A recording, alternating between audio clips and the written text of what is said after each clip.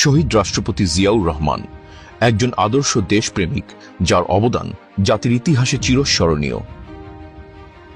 আজ 19শে জানুয়ারি আমরা কৃতজ্ঞ চিত্তে স্মরণ করছি সেই মহান নেতাকে, যিনি দেশ ও জাতিকে দিয়েছিলেন নতুন আশার আলো। 1936 সালের 19শে জানুয়ারি বগুড়ার এক শান্তিপূর্ণ গ্রামে জন্মগ্রহণ করেন জিয়াউর রহমান। ছোটবেলা থেকেই মেধা ও সাহসিকতার জন্য পরিচিত ছিলেন।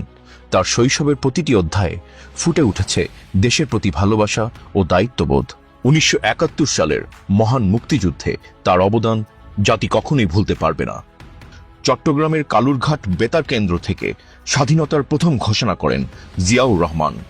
যুদ্ধক্ষেত্রে তার চৌকস নেতৃত্বে মুক্তিযোদ্ধারা বীরত্বের সঙ্গে লড়াই করে।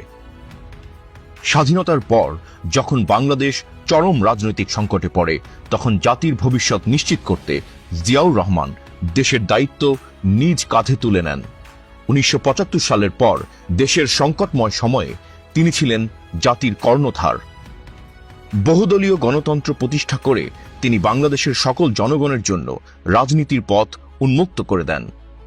1978 সালে দেশের মানুষের জন্য নতুন রাজনৈতিক শক্তি হিসেবে প্রতিষ্ঠা করেন বাংলাদেশ জাতীয়তাবাদী দল বিএনপি। তিনি বহুদলীয় গণতন্ত্রের প্রবর্তন করেন, যা বাংলাদেশের রাজনৈতিক প্রেক্ষাপটে নতুন দিগন্ত উন্মোচন করে। তার ঘোষিত 19 দফা কর্মসূচি দেশের অর্থনৈতিক ও সামাজিক অগ্রগতিতে গুরুত্বপূর্ণ ভূমিকা পালন করে। কৃষি, শিক্ষা, শিল্পসহ বিভিন্ন ক্ষেত্রে তার অবদান আজও স্মরণীয়।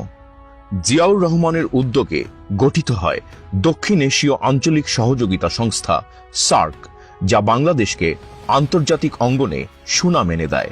তার নেতৃত্বে বাংলাদেশ বিশ্ব দরবারে পরিচিতি লাভ করে। শহীদ জিয়াউর রহমানের স্মৃতির প্রতি আমরা বিনম্র শ্রদ্ধা জানাই। তার নেতৃত্বে জাতি পেয়েছিল একটি স্বাধীন পরিচয়, একটি স্বাধীন স্বপ্ন।